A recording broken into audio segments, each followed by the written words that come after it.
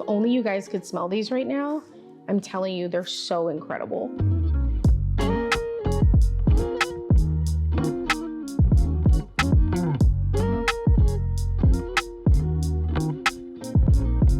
Hi everyone, I'm Elise. I'm a pastry chef and a recipe developer, and today I'm in Well+Good's kitchen for Alt Baking Bootcamp. So today we're gonna be making gluten-free herb Parmesan biscuits. So first we're gonna get all of our dry ingredients into this larger bowl and whisk them together. We have some gluten-free flour, some grated Parmesan, baking soda, and salt.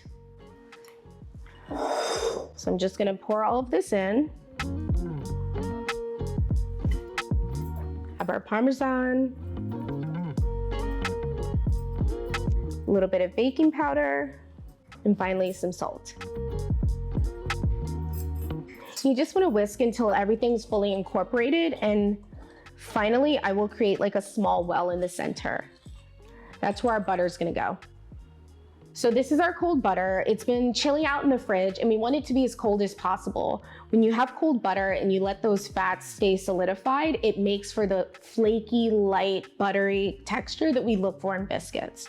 So I'm just going to toss this into the middle. Just pour it out. Come on. And I'm just gonna toss it throughout and get it well coated with the flour. So I'm partial to using my hands, but for this next step, you're more than welcome to use a pastry blender, but I find that my hands work beautifully. So you just wanna coat the butter with all of the mixture. And the reason you're doing this is it's gonna help it to break down evenly throughout to make a more cohesive dough. I'm gonna start pressing firmly with the butter through my fingers like this. You're just gonna break it down and pad through. It should look flat. You're gonna do that with all of the butter. And we wanna work these down until they're about the size of a pea or a kidney bean, and seeing little pads of butter throughout our dough is actually fabulous. And this is the test of knowing when it's ready. When you squeeze and it begins to hold its shape, it's ready for a little bit more moisture, so we're gonna grab our buttermilk. I've switched out from my hands to a rubber spatula. We're gonna do this just to fold and incorporate our buttermilk. So just pour this directly into the middle.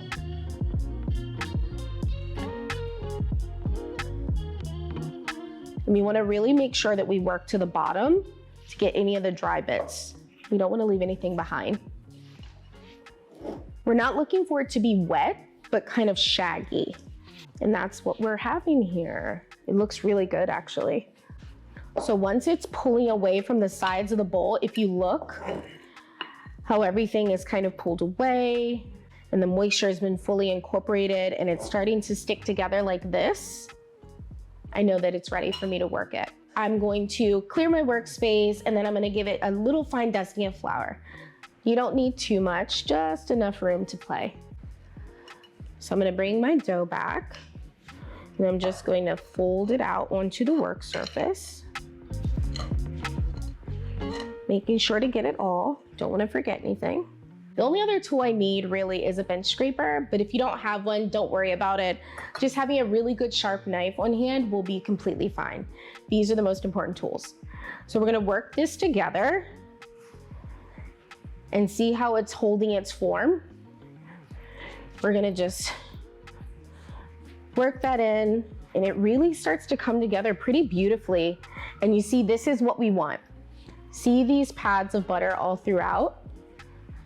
That is what's gonna give us that light, flaky, buttery texture that we're going for.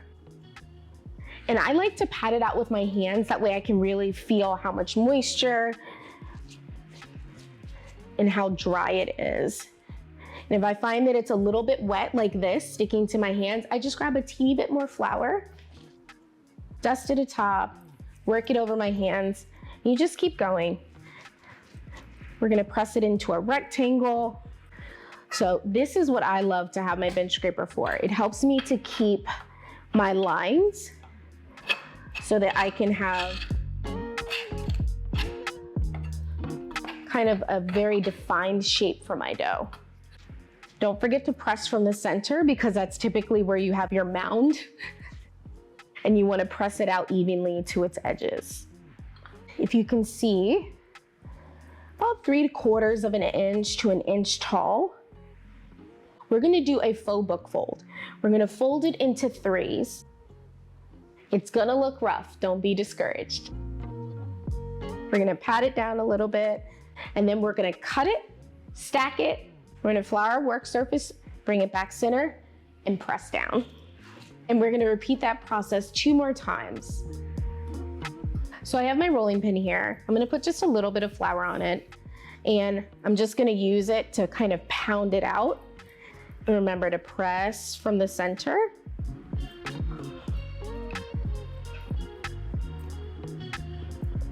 I'm gonna use my bench scraper.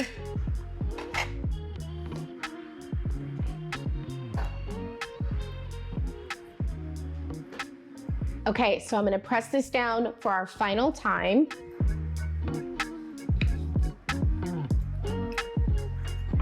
These are biscuits. It doesn't need to be perfect, but I mean, who doesn't like it when our food looks pretty? So we've got a really great square. I'm going to take my rolling pin, just one kind of pass over, smooth everything out. All right, I think that looks pretty good. I'm just gonna take this and cut it really easily into equal blocks of 2x2s into square. And if you notice that your dough is kind of sticking to your knife or your scraper, just add a little bit of flour to it. It's really simple. You just dust it on each side. You can just keep going. And then this is our last cut. Go right across. Okay, I have a sheet pan that I'm gonna lay these on, but I'm gonna show you the trick to it.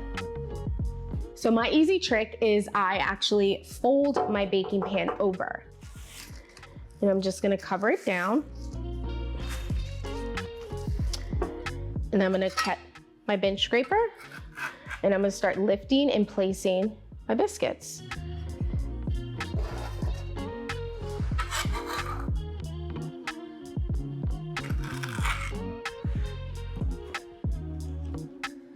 Perfect.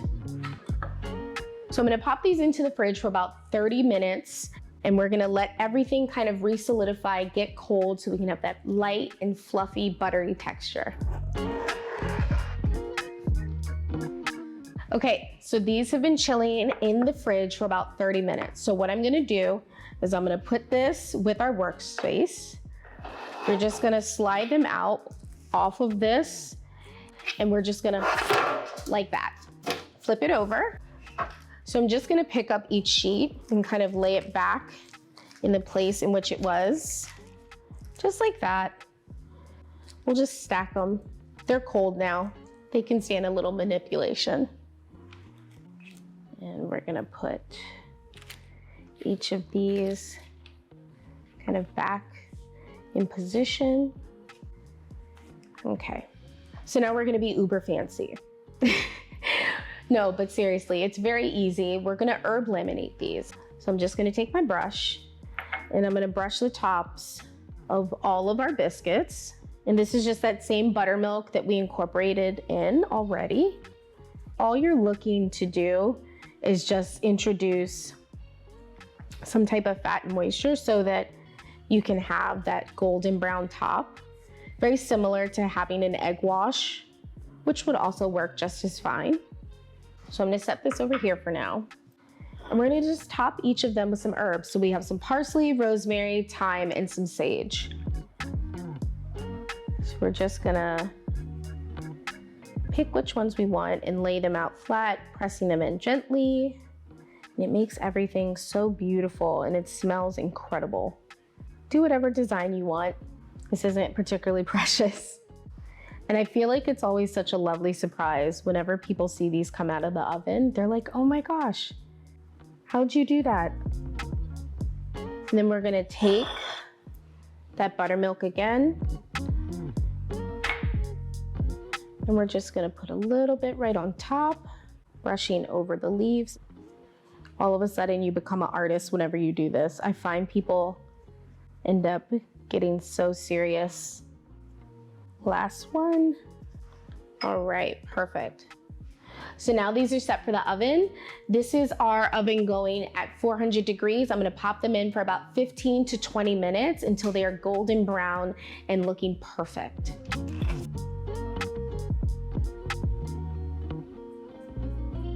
Oh my gosh. Okay, so these look perfect. They're golden brown, they're warm, and oh my gosh, I can smell the cheesy Parmesan. And they're super herbaceous, even though we just laminated them on top. And I'm smelling scents of rosemary and the thyme and the parsley. And they've risen beautifully, even though they're gluten-free. All right, I'm gonna dig in. I put the one that I wanted on top, of course. Just gonna break this. Oh my gosh, it's so fluffy. I'm gonna take a piece.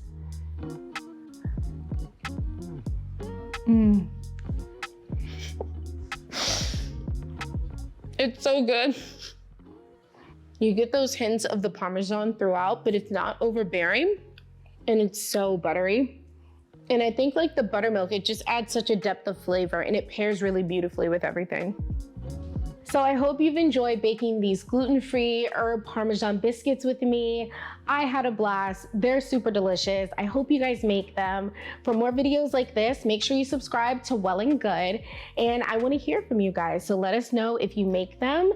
And I'll see you next time for Alt Baking Bootcamp.